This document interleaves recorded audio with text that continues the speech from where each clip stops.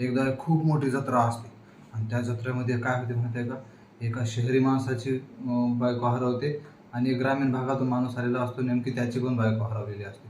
दोघंही आपली बायको जत्रेमध्ये शोधत असतात. माझी बायको हरवली हो, माझी बायको हरवली हो, माझी बायको हरवली हो, असं म्हणत म्हणत शोधतात आणि मग दोघंही शोधत शोधत एकमेकाला भेटतात.